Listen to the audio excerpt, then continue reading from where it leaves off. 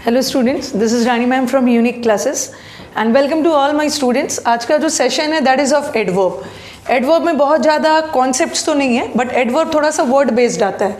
ठीक है, word based in the sense कि जो कभी कभी क्या होता है कि जहाँ एडजेक्टिव की ज़रूरत है वहाँ एडवर्ब लगा देंगे, और जहाँ एडवर्ब की ज़रूरत है वहाँ एडजेक्टिव लगा देते हैं। ठीक है, तो एडवर्ब से रिलेटेड, एडवर्ब में बहुत ज़्यादा रूल्स वगैरह नहीं होते, बट आपको वर्ड्स को सही पहचानना है कि कौन सा वर्ड एडजेक्टिव होता है, कौन सा वर्ड एडवर्ब होता है, कौन सा वर्ड एडजेक्टिव और एडवर्ब दोनों हो सकता है।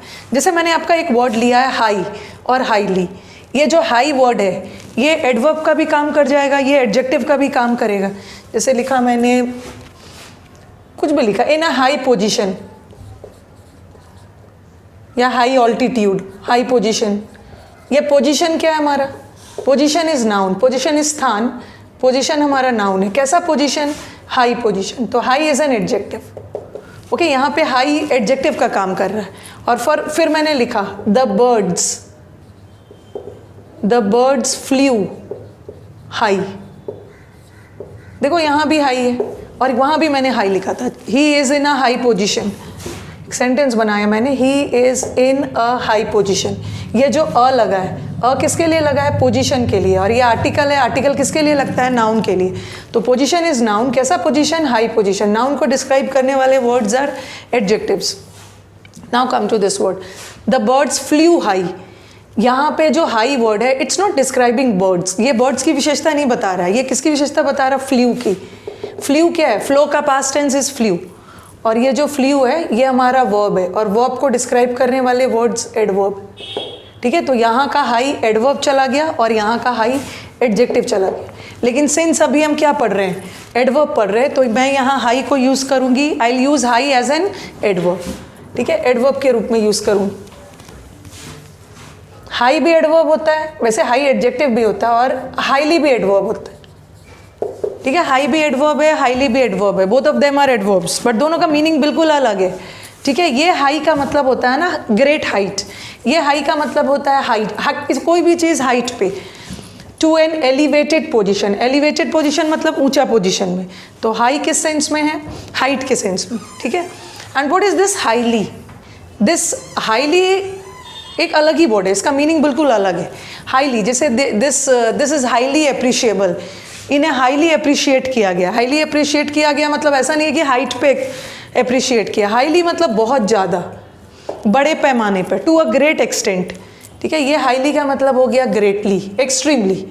Okay, he was highly respected. Highly respected मतलब he was very respected, he was greatly respected, he was extremely respected. तो दोनों एडवर्ब है, both of them are adverb, but दोनों का मीनिंग बिल्कुल अलग है। ठीक है, हाई का मीनिंग अलग है, हाईली का मीनिंग अलग है। High goes in sense of height. ठीक है, और ये जो जा रहा है इट्स वेरी के सेंस में जा रहा है। अब सेंटेंस के कॉन्टेक्स्ट को देखते हुए आपको डिसाइड करना है क्या यूज़ होगा। The aeroplane flue. फ्ल्यू हमें किस वर्ड को डिस्क्राइब करना है? हमें फ्ल्यू को डिस्क्राइब करना है। What is flew? Flew is verb. ठीक है, फ्लाई, फ्लाई का पास्ट टेंस फ्ल्यू होता है।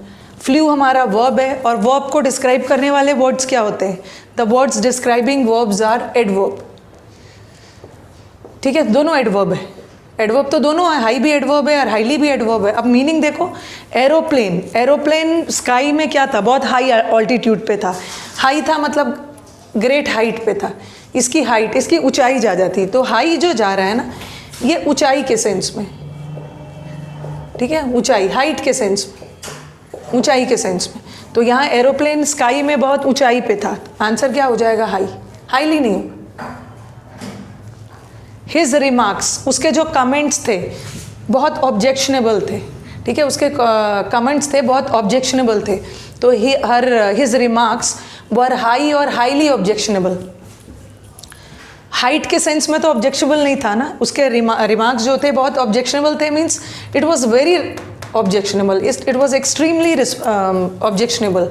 तो यहाँ हाइट के सेंस में नहीं है, यहाँ हाईली हो जाए।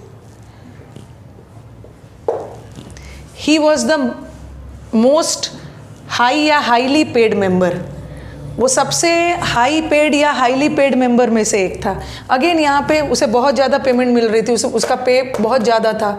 तो यहाँ हाइट का सेंस तो नहीं जा रहा है ना, हाईली पेड मेंबर।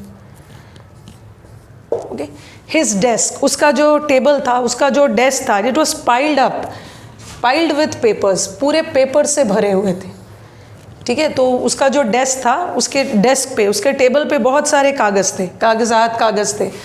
तो यहाँ तो हाइट के सेंस में पूरा पाइल अप था, ऊपर से नीचे भरा हुआ था पेपर से, तो यहाँ तो हाइट के सेंस में जा रहा है, ठीक है। जैसे आप ऑफिस में काम करते हो तो बोलते हो ना, मतलब हाई पे पूरा मेरा जो डेस्क था पूरा हाई हो गया था पेपर से, तो यहाँ तो हम पोजीशन के सेंस में जा रहे हैं, ऊंचाई के सेंस में, तो यहाँ पे हाईली नहीं होगा, ठीक है। Is piled up high with papers, बहुत सारे पेपर्स भरे हुए थे, नीचे से ऊपर पेपर से भरा हुआ था।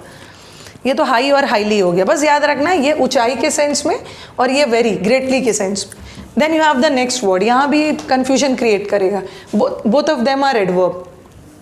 एक होता है रिस्पेक्टफुली और एक है रिस्पेक्टिवली, दोनों एडवर्ब है but the meaning conveyed is different, दोनों का मीनिंग अलग है। रिस्पेक्टफुली वर्ड तो रिस्पेक्ट से बना है, जैसे हमारे रिस्पेक्ट नाउन है, इसी का एडजेक्टिव बनता है रिस्पेक्टफुल और इसी का एडवर्ब बन जाता है respectfully. Okay, respect is a noun, respectful is an adjective and respectfully is an adverb, ठीक है। और एक वर्ड है हमारा रिस्पेक्टिवली मैथ्स वगैरह में आप पढ़ते होगे, 2 ट्रेन्स ट्रैवलिंग एट इतना एंड इतना किलोमीटर्स रिस्पेक्टिवली इन हिंदी मीन्स क्रमशः, हिंदी लिख दिया मैंने बट देखो इंग्लिश देखो, रिस्पेक्टफुली का मतलब होता है with great respect and dignity, ठीक है। रिस्पेक्टफुली मतलब आदर के साथ, आदर भाव के साथ। And what is respectfully means in a particular sequence, ठीक है, किसी खास क्रम में, इन अ पर्टिकुलर सीक्वेंस, ऑर्डर, कोई भी चीज़ ऑर्डर में हो, कोई खास क्रम में हो।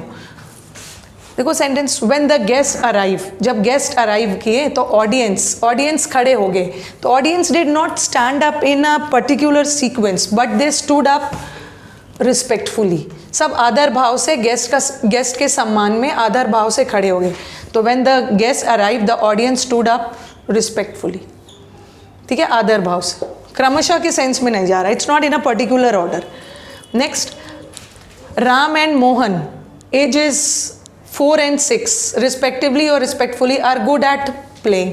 राम एंड मोहन 2 बॉयज़ है जिनका एज, एक का एज 4 ईयर्स का है और एक 6 साल का है, और दोनों बहुत अच्छा खेलते हैं, ठीक है। They are very good at playing. अब आपके दिमाग में क्या आया, यहाँ तो रिस्पेक्टफुल, बहुत आदर भाव से तो अच्छा नहीं खेल रहे हैं, यहाँ किस सेंस में जा रहा है, रिस्पेक्टिवली के सेंस में जा रहा है। रिस्पेक्टिवली मीन्स एक सीक्वेंस है, देखो Ram and Mohan, ages 4 and 5, अगर मैं इसमें, वैसे तो आंसर ये है इसका, अगर मैं इसमें रिस्पेक्टफुली नहीं लगाती तो पता ही नहीं चलता कि राम का एज 4 है या मोहन का एज 6 है, सॉरी, या मोहन का एज 4 है। तो रिस्पेक्टफुली लगा के मैंने क्या बताया, respectfully means in a particular sequence, क्रम में।